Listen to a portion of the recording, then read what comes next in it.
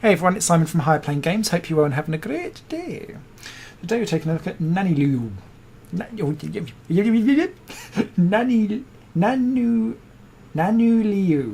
I don't know how you say it. It reminds me of Nanu from Mork and Mindy, if anyone is old enough to know that awesome TV show. But Nanuleu is a plant warfare with their spirits going at each other type of game. It's slow, it's deliberate, but actually it goes from being really sedate and simple to being proper full on. And I'm just going to restart again. You can see I'm losing in the background, but I just want to be able to re-explain stuff as I go along. I've kind of got caught on this sage level here where I've had a few goes to try and get round it and I'm genuinely struggling. Despite thinking that I've got the mechanics of the game relatively down and simple.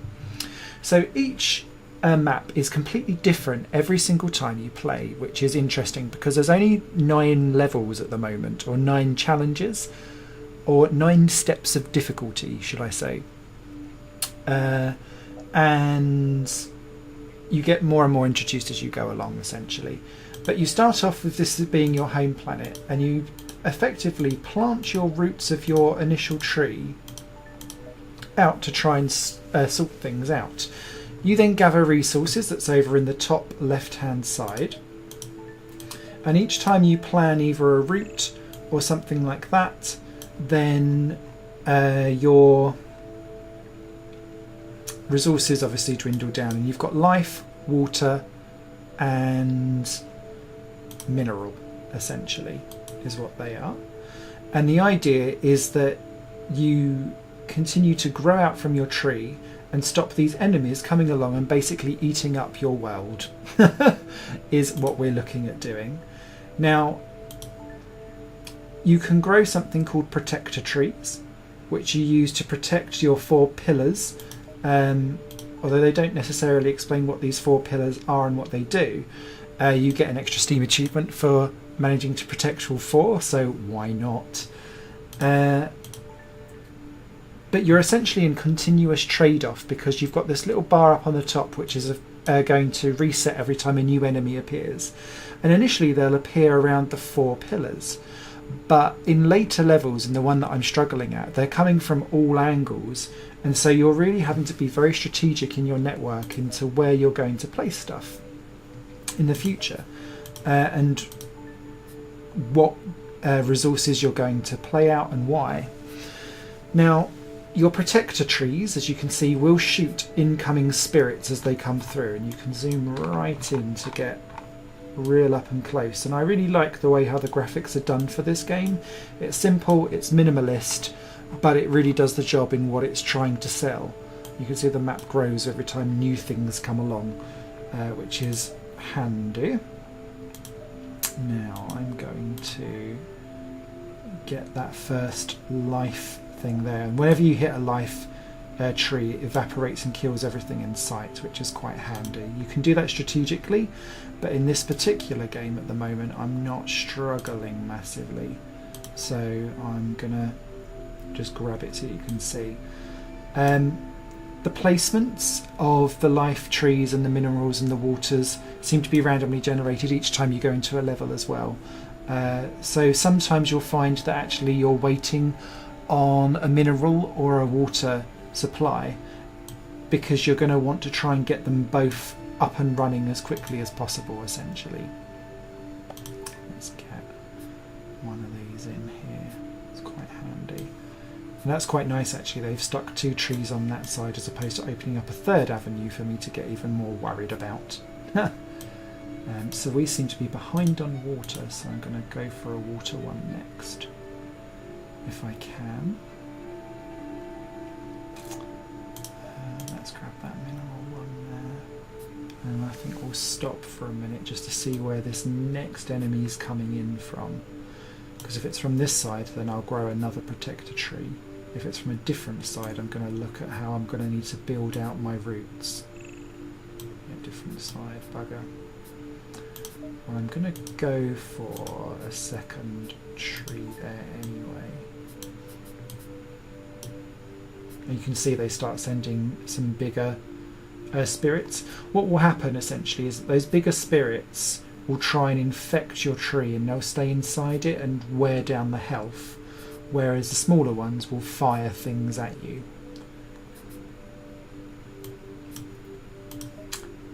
So let's grab my second plant of life.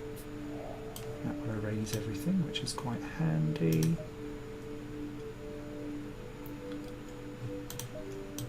Let's grab that water one there. And you can see the more water trees that there are, it's now starting to catch up and run as fast as the other one, so that's quite handy. I need to get to 16 before I can plant that. Oh, they've stuck a second one in there, great.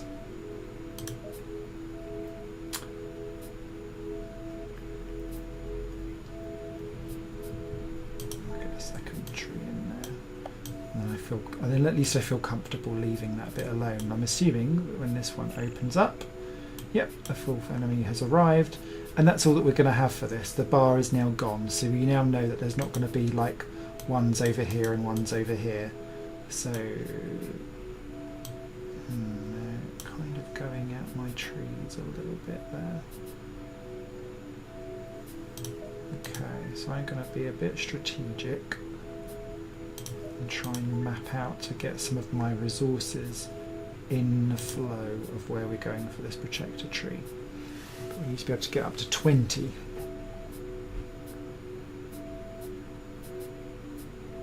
Leave my trees alone, people. Okay, let's get that done there. And you're balancing essentially between where you're going to stick your protector trees and whether you're going to go for these life trees, because they are heavily connected to each other's kind of coexistence. There we go, I'll go for that, because that will stop that tree getting infected. Well done, me.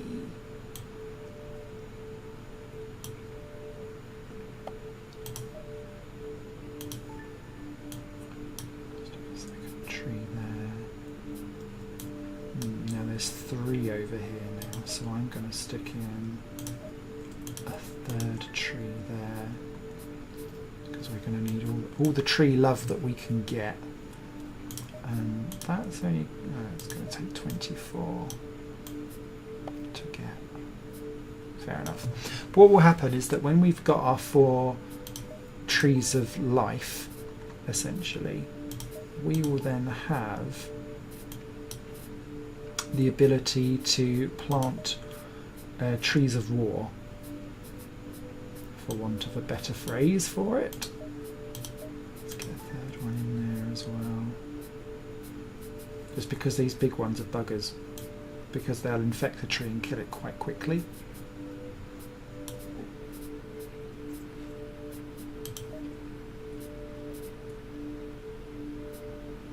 Okay, so I'm going to go for my 4th tree.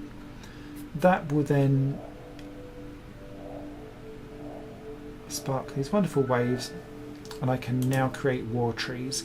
And what war trees will do is send little spirits off to fight and start getting rid of some of these things over here. So this is going to be the most important place to stick war trees at the moment, because there's 4 over there, whereas we've only got 3, 2 and 2.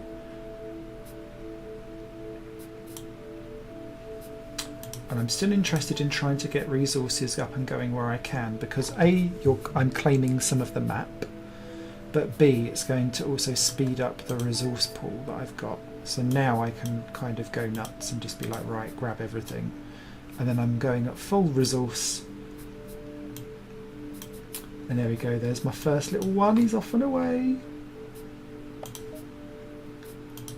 get a second one going as well.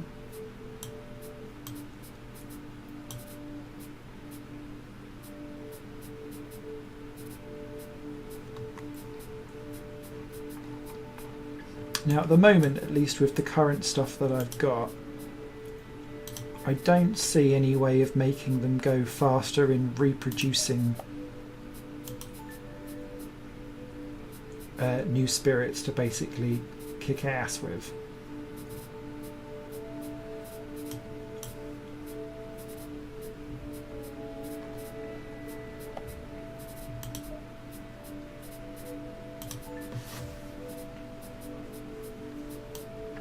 got 4 over there now. Okay. Grab another protector because I don't think we'll be coming near that bit anytime soon. And you have no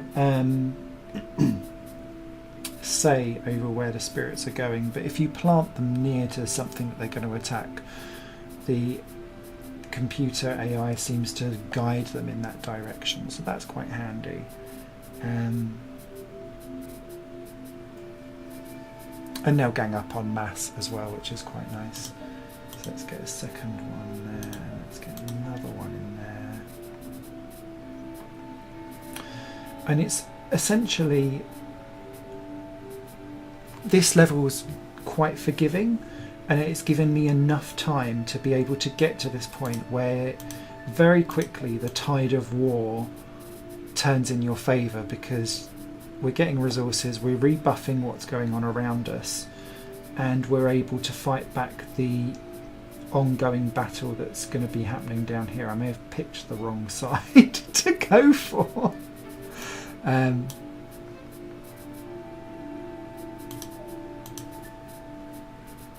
But never mind. They'll eventually, hopefully, now that there's enough of them over there, they'll start killing those quick enough so that we can then start damage. Here we go. So there we go. They hit one and got rid of it. There we go. There's enough of them to now start killing everything in sight, which is nice.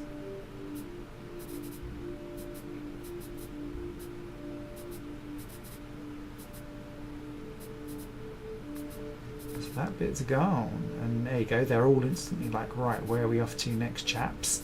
And they're doing the business up there as well, so that's good. I don't think we'll be long before we've won this specific level, and we've kept all 4 pillars in sight. And you also get Steam achievements for doing it within, say, 15 minutes or 10 minutes or 20 minutes, depending on how big the level is and how difficult it's meant to be. So the main difference then between each level as you evolve is the rate of which enemies will appear for you and how quickly they'll let you get off the ground,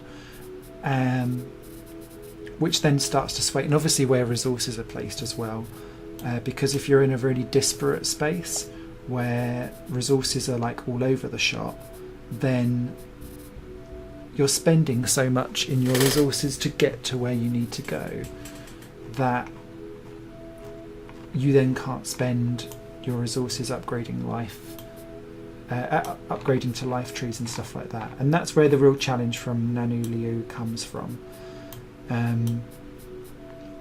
They're currently talking with the community, balancing out the game a little bit, because some people found it really, really difficult in these early, like level 1 and 2. Now I found these first 2 levels to be insane, actually really, really simple and easy. And you can go along at your own pace, as you can see here. It's quite nice, and eventually you'll just overflow them with mass numbers, as we're about to do here. But when it comes to level 3, in the Sage level, they're coming from all different angles, and I'm struggling to get through that.